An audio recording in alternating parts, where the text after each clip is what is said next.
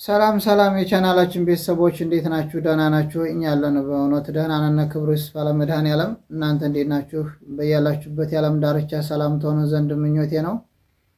በእውነት ለምትሰጡን አስተያየት ማለት ነው ከልብ ነው የማመሰግነው። ቃላት የለኝም። እንደዚሁ እንጨት እንጨት የሚል ቀለርና 500 ምናምን ገብተናል። ደግሞ በቅርቡ ደግሞ እንደ እግዚአብሔር ፍቃድ 1000 እንገባለን ማለት ነው። ለሰው ላይ ትዕግስት ነው እንጂ የሚያስፈልገው ማንም ሰው ካሰበበት መድረስ ይችላል ማለት ነው።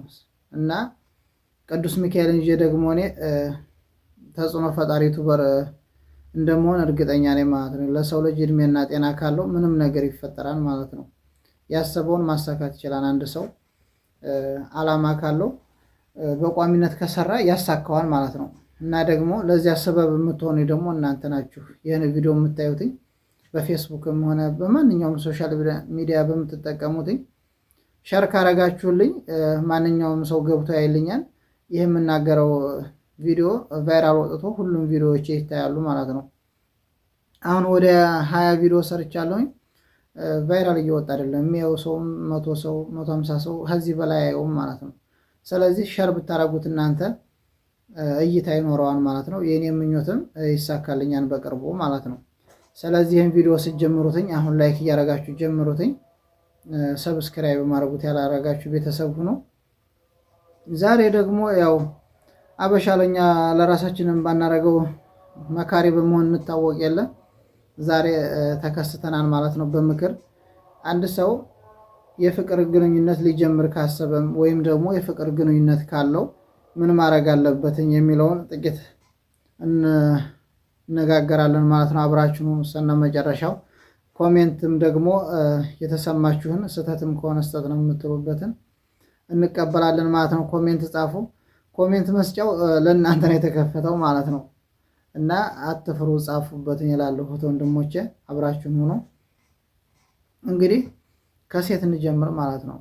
አንዲት ሴት የፍቅር ጓደኛ ሊኖራት ካሰበች ያንኛው የፍቅር ጓደኛዋ ማለት ነው ከበፊት ህይወት ካለው እሷ ጋር ከተለያየ ስንት ወር ሆነህ ብላ ስጠይቀው 2 ወር ወይም 3 ወር ያችን ከተለያየ ነው ቦልኬያታለሁኝ እንዲህ ብያታለሁኝ ብሎ ከነገራትኝ አይ ተለያይተዋን ይሄማ ብላ ዘው ብላ ገባች። እሷን ለምንድን ነው የሚጠቀማትኝ? አያፈቅራትም ማለት ነው። ለዛችኛቱን ለማናደድ ለበቀል ያችኛቱን ለማናደድ ፍቅር ይዞ እኛን ብሎ ያወርዳታል ማለት ነው፣ ምንም ፍቅር ሳይኖረው።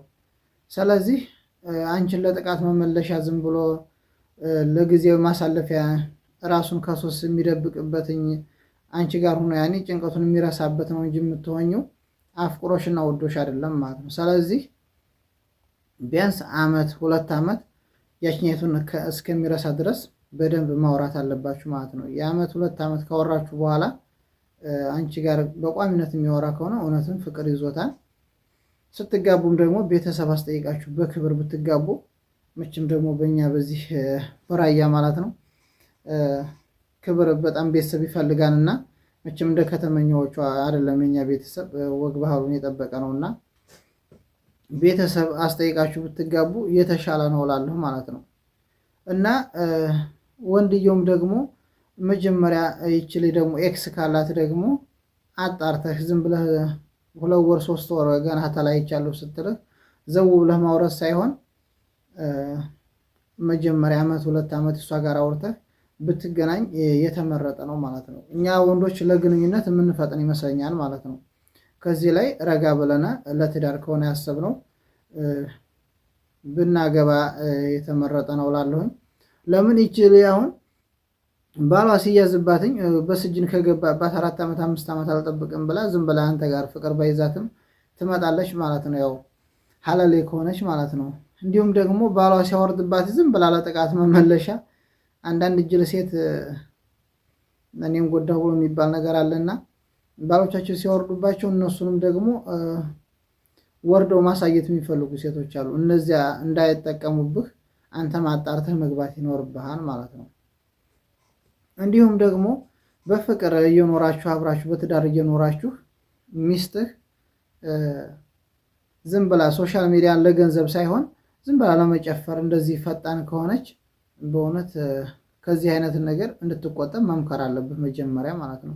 ደግሞ መምከራት ደግሞ አልሰማ ካለች መገልመጥም መምታትም አለብህ ማለት። ስለዚህ ሚስትህን ሰትረህ መያዝ ይኖርብሃል ይመስለኛል። እንደውኛ በራያ አካባቢ ሚስቱን ድሶ እንግዲህ አንድ ሰው አላደረ እንደ ከተመኛዎቹ መቼም ቤብ እንትና እያለ ሚስቱ ስትንዘላዘል በጅንስ አርጎ በርቺ ጨፍር የሚል ወንድ ይሄ ጤነኛ አይመስለኝም። በተለይ ደግሞ በእህት በወንድምነት እያለ 5-6 ሰው የምታወራ ሆነ በእውነት አንተ ጤነኛም ስለማመስለኝ ታከም። ብርም ከሌለህ ደግሞ ዋስታብ እንከፍታለን እኛ አዋጥተን እናሳክምሃለን ማለት ነው። በእውነት ሚስትህ በእህት በወንድምነት የምታወራ ብዙ ወንድ ጋር ዝም ብላ ሸሸ ገዳም የምትል ከሆነ አንድ ቀን በቲክቶክ እንደምናያቸው ሶፍትህን ይዘህ እያለቀስ ትመጣለህ ብቻህን ሆነህ ማለት ነው። ስለዚህ አብዛኛው እንደዚህ ቤስት ፍሬንድ ምናምን የሚባል ነገር መጨረሻው ግንኙነት ነው። ይሄ የማይካሄድ እውነታ ነው ማለት ሁላችሁም የደረሰባችሁ ኮሜንት ላይ መጻፍ ትችላላችሁ ማለት ነው። አሳውቁን እኔ ዋሽቼም ከሆነ ማለት ነው። ስለዚህ ይሄ በወንድምነት ነው መድሪሽ ምናምን የሚባል ዘፈን እስካሁን አልወጣም አልሰማንም ማለት ነው። ስለዚህ ሚስትን ከእንዲህ አይነት ነገር ማገድ ይኖርብሃል። እንደዚህ እያለ ግን በርች የምትላት ከሆነ የእሷን ሀሳብ እንደዚህ ችግር የለውም እያለ የምታወራ ከሆነ መጨረሻ ላይ ታየዋለህ ማለት ነው። እና ሴቶች ደግሞ በእነሱ ዘንድ ደግሞ በጣም ተፈላጊ እንድንሆን ከፈለክ ደግሞ ቢያንስ ክብር አለሽ ወይ እንደዚህ ነሽ ወይ እያለ በጣም ሴሰኛ የሆነ ነገር አለመጠየቅ ማለት ነው። በእውነት እንደዚያ የምጠይቅ ከሆነ ማለት ነው ለጊዜያዊ ነገር ነው ብቻ የሚፈልገን ብለው እነሱም ያስባሉ፣ ግንኙነቱም አይቀጥልም ማለት ነው። ስለዚህ ከእንደዚህ አይነት ጥያቄዎች መውጣት አለብን ማለት ነው። በጣም እንደዚህ እያለ ጥያቄ ባበዛ ቁጥር ትቦለክና መጨረሻ ላይ ወይም የወመልቃሚያ ወይም በመጨረሻው በዳግም ምጽአት ነው የምትገናኘው ማለት ነው። ያኔ ላትመለስ ትቦለካለህ። ስለዚህ ሴት ልጅ ደግሞ አቦለከኝ እንደው የሰው ሞን ነው። ስለዚህ ራስህን ወንዳ ወንድ ሆነ በጥሩ አማርኛ በጣም የተንዘላዘለ አማርኛ ሳታወራ እንደ ወንድ ሆነ ጠይቅ በክብር ማለት ነው። እህቶቻችን ደግሞ ለባሎቻችሁ ታማኝ መሆን አለባችሁ ማለት ነው። በተለይ ሴት ልጅ ባሎቻችሁ ተይዘው ወይም ደግሞ በአገር ቤቱ ነው እናንተ አያውቁም እነሱ አያዩንም ብላችሁ በቴክስት ዝም ብላችሁ የምትጻጻፉ ሰዎች ማለት ነው በእውነት ፈጣሪያችሁንም ልትፈሩ ይገባል ማለት ነው። ያን ነገር እመኚኝ አንድ ቀን በብርሃን ይወጣል ማለት ነው።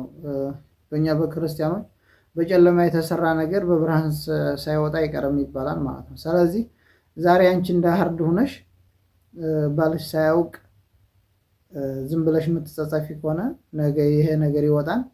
በዚያ ሰዓት ደግሞ ብቻሽን እያፎቀፎቅሽ ተከዳሁኝ እንደዚህ ባሌ ከዳኝ 7 ዓመት የ5 ዓመት እያልሽ ዋትስአፕ ክፈቱልኝና አዋጣችሁ ወደ ሀገር ላኩ ብትሉ እኛ አናዋጣም ማለት ነው። ስለዚህ በታማኝነት ትዳራችሁን አክብራችሁ ኑሮ ላለሁኝ እህት ወንድሞቼ፣ ያው ዛሬ ዝም ብዬ ለሰላምታ ብቅ ለማለት ነው ይህን ቪዲዮ የሰራሁትኝ እና ሸር እያረጋችሁ አበረታቱኝ። በእውነት ከዚህ የበለጠ በሰፊው እመጣለሁኝ።